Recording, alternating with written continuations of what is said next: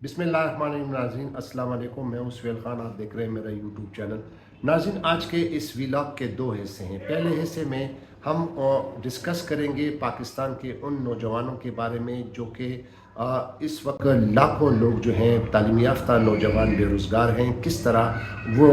परेशानी से दो चार हैं, ना सिर्फ वो बल्कि उनके वालिदैन भी। इस हवाले से गुज़िश्ता रोज़ मैं एक नौजवान से मिला और उसने एक बड़ी दर्दनाक कहानी सुनाई। ये इस प्रोग्राम में आपके साथ शेयर करेंगे। दूसरे हिस्से में जो आज हम डिस्कस करेंगे वो पाकिस्तान तहरीक इंसाफ की जानिब से अब एक जो नया अमल इख्तियार किया जा रहा है, यानी सिविल नाफरमानी का। और साबिक वज़ीर आज़म और पाकिस्तान तहरीक इंसाफ के बानी चेयरमैन इमरान खान ने अब 15 दिसंबर को सिविल नाफरमानी के हवाले से जो कॉल देंगे ख़ास तौर पर बैरून मुल्क समंदर पार पाकिस्तानियों के लिए, जो वहाँ से हमें हर महीने करोड़ों अरबों रुपए का ज़र मुबादला बेचते हैं। ये पाकिस्तान तहरीक इंसाफ की ये तहरीक, ये हिकमत अमली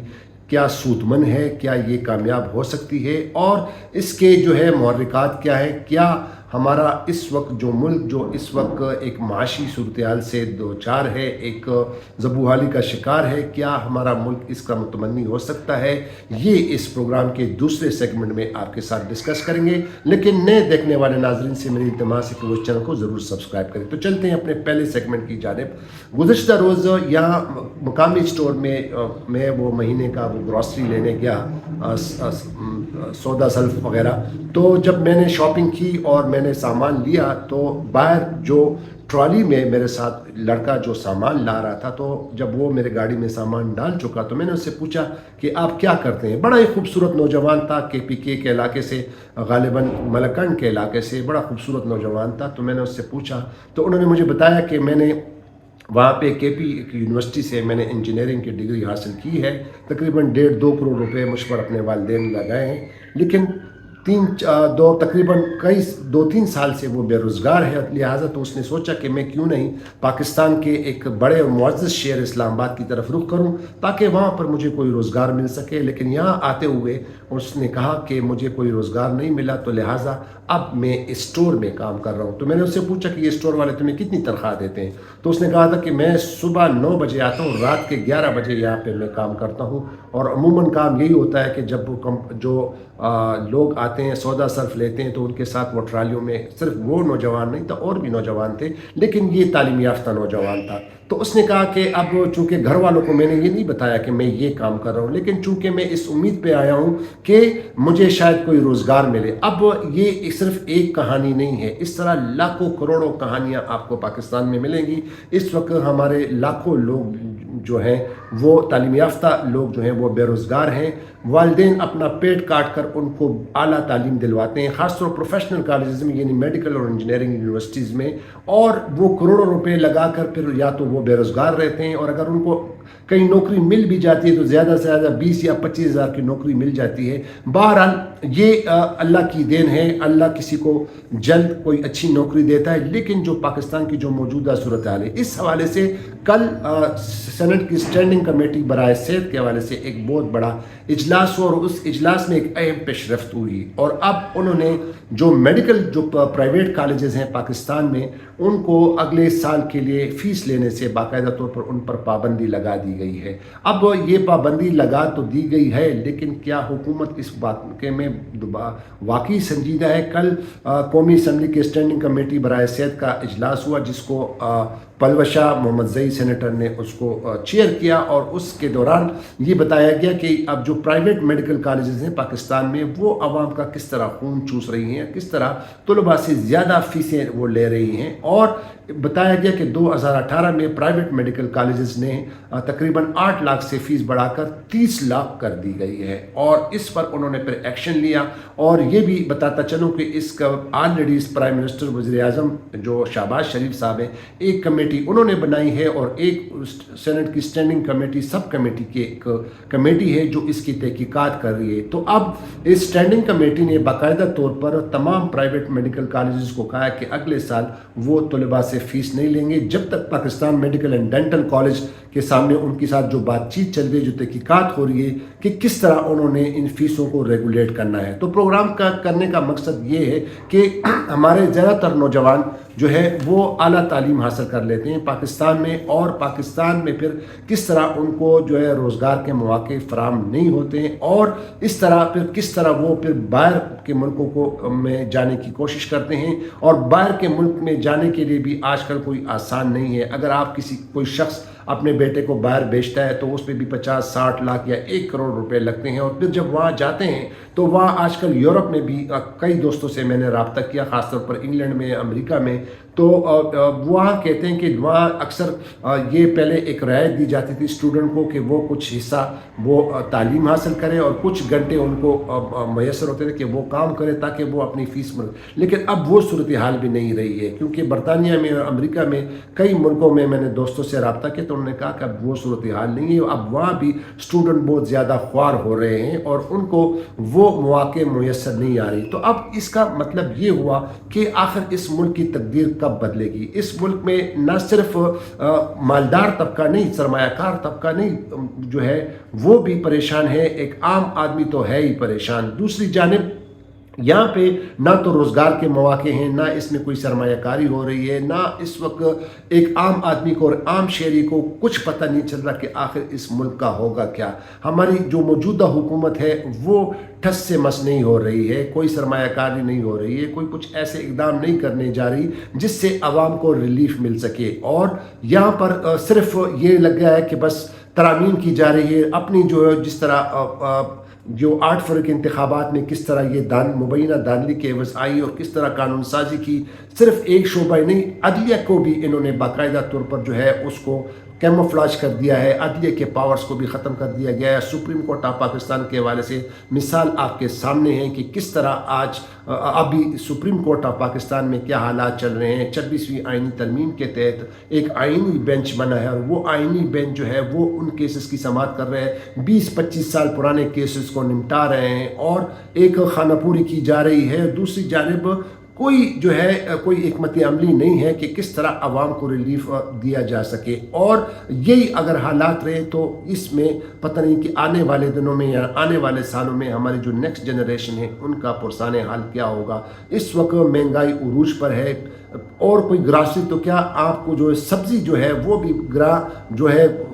قیمتوں پہ ان کی قیمتیں زیادہ ہیں۔ کوئی پہلے جو ہے کہتا تھا کہ چلو دال ساگ کھا لیں گے، اب وہ دال ساگ بھی جو ہے آپ کو ارزاں نرخوں پر دستیاب نہیں ہے۔ دوسری جانب جو بجلی میں ہوش ربا جو اضافہ کیا گیا ہے، لوگوں کو بجلی کے بل آ رہے ہیں، گیس کے بل آ رہے ہیں۔ دوسری جانب ایک عام آدمی اگر کوئی تنخواہ دار طبقہ ہے جس کی 35-40 ہزار تنخواہ ہے تو وہ کس طرح اس میں گزارا کرتا ہے۔ لیکن بہرحال اللہ ہے جو ایک نظام چلا رہا ہے، اور امید کی جا سکتی ہے کہ اس ملک کی حالت ٹھیک ہو جائے، اس ملک میں ایک ایسی حکومت آئے جو صرف اور صرف عوام کے لیے جو ہے وہ سوچیں، بہتری کے لیے سوچیں، نہ صرف اپنے لیے سوچیں۔ دوسری جانب اب یہ پروگرام کا جو دوسرا سیگمنٹ ہے، شاید اس کا دورانیہ طویل ہو جائے۔ اب پاکستان تحریک انصاف کے جو چیئرمین ہیں عمران خان صاحب، اب چونکہ جو 26 نومبر کو جو واقعات ہوئے، نہ صرف پاکستان بلکہ پوری دنیا نے اس کو دیکھا کہ کس طرح ان پر گولیاں برسائی گئی اسٹیٹ کی جانب سے ڈی چوک میں آنے والے لوگوں پر، اور اب باقاعدہ طور پر پاکستان تحریک انصاف کے بانی چیئرمین سابق وزیر اعظم عمران خان نے جو کمیٹی بنائی تھی 5 رکنی کمیٹی کے، وہ ایک لائحہ عمل اختیار کرے کہ ملک میں سول نافرمانی کی جو کال دی جائے، یہ سول نافرمانی کی کال کتنی پر اثر ہو سکتی ہے یہ اس پروگرام میں آپ کے ساتھ شامل کریں گے۔ لیکن میں آپ کو بتاتا چلوں کہ ہمارے جو سیاستدان ہیں، چاہے وہ پاکستان مسلم لیگ نون سے ہے، چاہے پیپلز پارٹی سے ہے، چاہے پاکستان تحریک انصاف سے ہے، وہ لوگوں کو اپنی سیاست کے لیے استعمال کرتے ہیں۔ آپ نے 25 اور 26 نومبر کو آپ نے یہ تمام واقعہ دیکھ لیا، کس طرح لوگوں نے غیرت کا مظاہرہ کیا، خاص طور پر کے پی کے کی حکومت، کے پی کے سے جو لوگ آئے، نوجوان آئے، لیکن یہاں پر پوری لیڈرشپ ہی غائب تھی، لیڈرشپ یہاں پہ تھی نہیں، کوئی اسٹریٹجی نہیں تھی۔ حالانکہ یہ پروٹیسٹ جو تھا یہ پیسفل تھا، پرامن تھا، لیکن کس طرح ان پر گولیاں برسائی گئی، اور کس طرح اب ابھی تک حکومت نے یہ کہا بھی نہیں ہے، بلکہ جو زخمی تھے اس پہ اسپتالوں میں ان کی کوئی ڈیٹیل نہیں دی جا رہی۔ لیکن چلتے ہیں جو اس کا جو پاکستان تحریک انصاف جو عمران خان صاحب نے جو اب یہ حکمت عملی اختیار کی ہے. اب پہلے تو 5 رکنی کمیٹی بنا دی گئی ہے، اب کل اس میں مزید 2 افراد کا اس میں شامل کر دیا گیا ہے. ایک سینیٹر مولانا ناصر علامہ ناصر عباسی صاحب، ان کو اس میں ایڈ کر دیا گیا، اور دوسرے جو پختونخوا ملی عوام پارٹی کے جو سربراہ ہیں محمود خان اچکزئی، ان کو بھی شامل کر دیا گیا ہے. اب کل عمر ایوب جو کہ MNA ہیں پاکستان تحریک انصاف کے، انہوں نے کل میڈیا سے بات کرتے ہوئے یہ بات کہی کہ اب چونکہ ہم مذاکرات کرنا چاہتے ہیں، لیکن یہ انہوں نے کہا کہ ہم کال دے رہے ہیں سول ڈس اوبیڈینس کا، سول نافرمانی کا، اور کہ جب تک ان کے مطالبات نہ مانے. مطالبات ان کے کیا ہیں کہ ایک تو 9 فروری کے جو واقعات ہوئے تھے اس پر جوڈیشل کمیشن بنایا جائے، اور جو 26 اور 25 نومبر کو جو واقعات ہوئے اس پر جوڈیشل کمیشن بنایا جائے. اب ان کی یہ ڈیمانڈ جو ہے وہ اس حوالے سے وہ کہہ رہے ہیں کہ ابھی تک حکومت سے ان کے مذاکرات شروع نہیں ہوئے، اور مذاکرات جو ہوں گے وہ اسی بنا پر ہوں گے کہ پہلے اس پر یہ کمیشن بنایا جائے. اب آتے ہیں عمران خان نے جو کال دیے سول نافرمانی کی. اب سول نافرمانی کی یہ تحریک جو ہے یہ کیسے کامیاب ہو سکتی ہے، اس کے وہ محرکات کیا ہے؟ کیونکہ آپ کو پتہ ہے کہ ہمارے جو پاکستان سے جو باہر ہمارے جو سمندر پار پاکستانی لوگ ہیں ان کی تعداد کے بارے میں اگر آپ کو بتا دوں، ہاں عمران خان صاحب کہہ رہے ہیں کہ خاص طور پر جو سول نافرمانی کی جو تحریک ہے اس میں تمام جو پاکستان سے باہر جتنے بھی ممالک میں، جہاں گلف میں ہے، یورپ میں، امریکہ، کینیڈا، برطانیہ، وہاں سے لوگوں کو وہ کہیں گے کہ وہ جناب زر مبادلہ نہ بھیجیں. حالانکہ اگر دیکھا جائے اس کو پرسپیکٹیولی اس کو دیکھا جائے تو یہ کوئی فیزیبل، یہ کوئی مؤثر ثابت نہیں ہوتا. کیونکہ ایک طرف پاکستان تحریک انصاف کے لیے کہ اس ملک کی بہتری کے لیے ہم سوچ رہے ہیں، ملک کے عوام کے لیے سوچ رہے ہیں، لیکن اگر آپ کو بتاتا چلوں کہ جو ہمارے اس وقت یہ اعداد و شمار میں آپ کو پہلے بتاتا چلوں کہ یہ کس طرح یہ فیزیبل ہو سکتا ہے. کیونکہ اس وقت جو پاکستان جو اوورسیز فاؤنڈیشن جو منسٹری ہے اس کے اعداد و شمار کے مطابق اس وقت 90 لاکھ پاکستانی جو ہیں وہ غیر ملکوں میں وہ کام کر رہے ہیں، بیرون ملک کام کر رہے ہیں، جس میں سعودی عربیہ میں 26 لاکھ ہیں، یونائٹڈ عرب امارات یعنی UAE، دبئی اور ابوظہبی میں 17 لاکھ لوگ ہیں. اس طرح برطانیہ میں 15,87,819 پاکستانی ہیں، اور امریکہ میں 5,06,956 پاکستانی ہیں. اسی طرح عمان یعنی قطر میں 2,35,000، کویت میں 1,50,000 اور کینیڈا میں 2,15,560 پاکستانی ہیں، جبکہ جرمنی میں 1,40,000 پاکستانی اس وقت